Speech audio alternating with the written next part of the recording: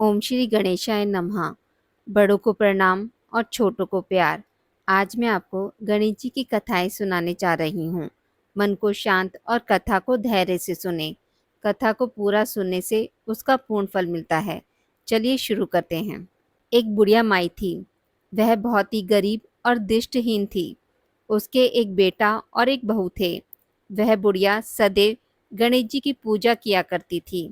एक दिन गणेश जी प्रकट होकर उस बुढ़िया माई से बोले, बुढ़िया माँ, तू जो चाहे सो मांग ले। बुढ़िया बोली, मुझे तो मांगना नहीं आता, कैसे और क्या मांगूं। तब गणेश जी बोले, अपने बेटे बहू से पूछकर मांग ले। तब बुढ़िया ने अपने बेटे से कहा, गणेश जी कहते हैं तू कुछ मांग ले, बता मैं क्या मांगूं। पुत्र ने कहा, माँ तू धन मांग ले। बहू से पूछा तो बहू ने कहा, नाती मांग ले। तब बुढ़िया ने सोचा कि ये तो अपने अपने मतलब की बात कह रहे हैं। अतः उस बुढ़िया ने अपनी पड़ोसिन से पूछा तो उसने कहा, बुढ़िया तू तो थोड़े दिन जिएगी, क्यों तू धन मांगे और क्यों नाती मांगे। तू तो अपनी आंखों की रोशनी मांग ले, जिससे तेरी जिंदगी आराम से कट जाए। सभी लोगों से बात करने के बाद बुढ़िया माई गणेश जी से बोली, यदि आप प्रसन्न हैं तो मुझे 9 करोड़ की माया दे, निरोगी काया दे, अमर सुहाग दे, आंखों की रोशनी दे, नाती दे, पोता दे और सब परिवार को सुख दे और अंत में मोक्ष दे। यह सुनकर तब गणेश जी बोले, बुढ़िया माई तुमने तो मुझे ठग लिया। फिर भी जो तूने मांगा है वचन के अनुसार सब तुझे मिलेगा। और यह कहकर गणेश जी अंतर ध्यान हो गए। उधर बुढ़िया माँ ने जो कुछ मांगा वह सब कुछ मिल गया। हे गणेश जी महाराज, जैसे आपने बुढ़िया माई को सब कुछ दिया वैसे ही सबको देना। दूसरी कथा अनुसार एक गांव में एक विधवा अपनी बहू के साथ रहती थी। उसकी बहू मंदबुद्धि थी, जो अपनी भूख बर्दाश्त नहीं कर पाती थी और हमेशा खाने के लिए उतारू रहती थी। वह सबसे पहले उठकर खाना खाती थी, फिर घर के बाकी काम किया करती थी।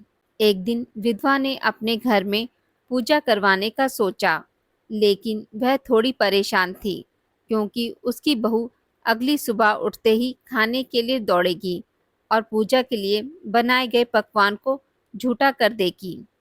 अपनी बहू को पूजा के लिए बनाए गए पकवान से दूर रखने के लिए विधवा ने एक तरीका निकाला।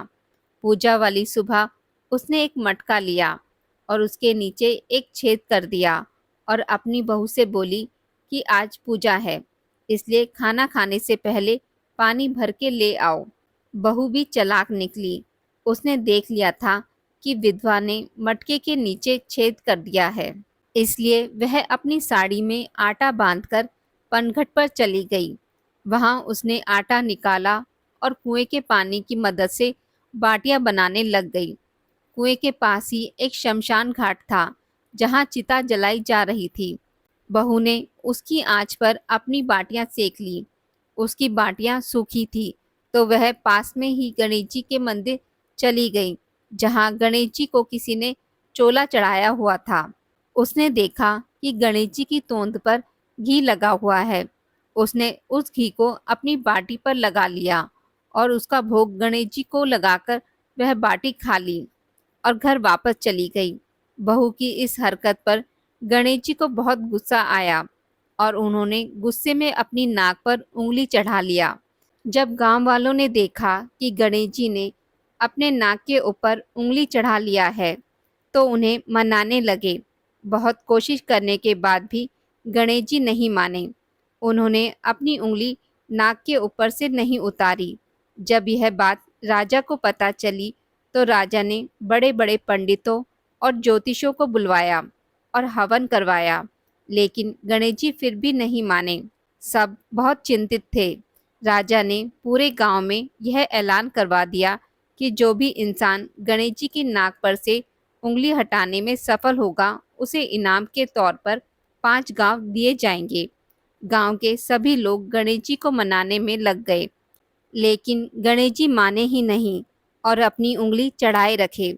अंत में विधवा की बहू बोली कि अगर सब उसे आज्ञा दे तो वह गणेश जी की उंगली हटा सकती है। उसकी बात सुनकर विधवा हंसने लगी और बोली कि जब बड़े बड़े विद्वान कुछ नहीं कर पाए तो वह कैसे गणेश जी को मना पाएगी। किसी ने बोला कि जब सब लोगों को मौका मिला तो उसे भी एक मौका मिलना चाहिए। फिर सभी लोग बहू को एक मौका देने के लिए मान गए। लेकिन बहू ने एक शर्त रखी।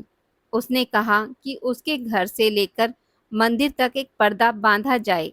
सब लोगों ने सोचा इतना सब कुछ तो हो ही चुका है, तो पर्दा बांधने में क्या जाता है। बहू के कहे अनुसार उसके घर से लेकर मंदिर तक पर्दा लगाया गया। बहू ने अपना दिमाग लगाया और वह अपने पेटीकोट में मोगरी छिपाकर मंदिर चली गई। मंदिर जाकर उसने गणेश जी से बोला कि मैंने आपकी तोन से जरा सा घी क्या ले लिया, आपने अपनी नाक पर उंगली चढ़ा ली। अब नाक से उंगली हटा रहे हो या दूं एक मोगरी की, अभी आपके टुकड़े टुकड़े हो जाएंगे। बहू की यह चेतावनी सुनकर गणेश जी थोड़ा डर गए और उन्होंने सोचा कि यह तो पूरी पागल है, कहीं सच में यह मुझे मोगरी ना मार दे। गणेश जी ने बिना सोचे समझे अपनी नाक पर से उंगली हटा ली और जिसे देखकर गांववासी खुश हो गए और बहू का जय जयकार करने लगे। राजा के ऐलान के मुताबिक बहू को 5 गांव इनाम में दिए गए। इस कथा के अनुसार लोग गणेश जी भगवान से यह मांगते हैं कि वह भी उस बहू की तरह सबकी बात मान जाएं और उनकी मनोकामनाएं पूरी कर दें। तीसरी कथा अनुसार एक समय की बात है।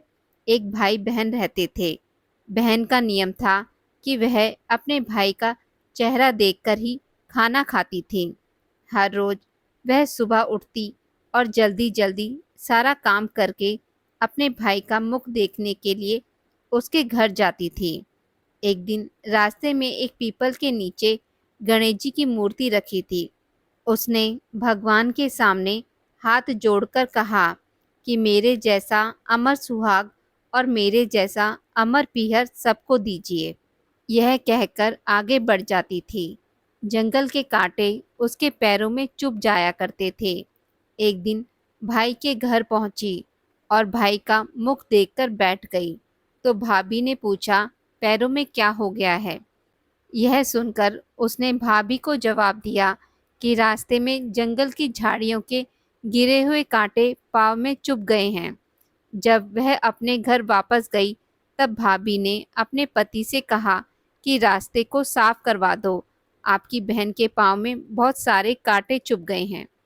भाई ने तब कुल्हाड़ी लेकर सारी झाड़ियों को काटकर साफ कर दिया, जिससे गणेश जी का स्थान भी वहां से हट गया।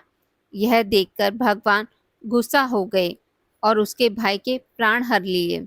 लोग जब अंतिम संस्कार के लिए जब भाई को ले जा रहे थे तब उसकी भाभी रोते हुए लोगों से कही, थोड़ी देर रुक जाओ, उसकी बहन आने वाली है, वह अपने भाई का मुख देखे बिना नहीं रह सकती है, उसका यह नियम है। तब लोगों ने कहा, आज तो देख लेगी पर कल कैसे देखेगी। रोज की तरह बहन अपने भाई का मुख देखने के लिए जंगल में से निकली। तब जंगल में उसने देखा कि सारा रास्ता साफ किया हुआ है। जब वह आगे बढ़ी तो उसने देखा कि सिद्धि विनायक को भी वहां से हटा दिया गया है। तब उसने जाने से पहले गणेश जी को एक अच्छे स्थान पर रखकर उन्हें स्थान दिया और हाथ जोड़कर बोली, भगवान मेरे जैसा अमर सुहाग और मेरे जैसा अमर पीहर सबको देना। और फिर बोलकर आगे निकल गई। भगवान तब सोचने लगे, अगर इसकी नहीं सुनी तो हमें कौन मानेगा, हमें कौन पूजेगा। तब सिद्धि विनायक ने उसे आवाज दी, बेटी इस खेजड़ी की 7 पत्तियां लेकर जा और उसे कच्चे दूध में घोलकर भाई के ऊपर छींटा मार देना, वह उठकर बैठ जाएगा। यह सुनकर बहन जब पीछे मुड़ी तो वहां कोई नहीं था। फिर वह सोचने लगी, जैसा सुना वैसा कर लेती हूँ। फिर वह 7 खेजड़ी की पत्तियां लेकर अपने भाई के घर पहुंची। उसने देखा वहां कई लोग बैठे हुए हैं, भाभी रो रही है और भाई की लाश रखी हुई है। तब उसने उन पत्तियों को बताए हुए नियम के अनुसार भाई के ऊपर छिड़क दिया। तब भाई उठकर बैठ गया। भाई बोला, बहन से मुझे बहुत गहरी नींद आ गई थी। तब बहन बोली, यह नींद किसी दुश्मन को भी ना आए, और उसने सारी बात अपने भाई को बता दी। आज की इस वीडियो में बस इतना ही। मित्रों, अगर आपको मेरी वीडियोस पसंद आती हैं तो इसे लाइक और शेयर ज़रूर करें, और पूजा पाठ से जुड़ी जानकारी के लिए मेरे चैनल को सब्सक्राइब करना ना भूलें। धन्यवाद।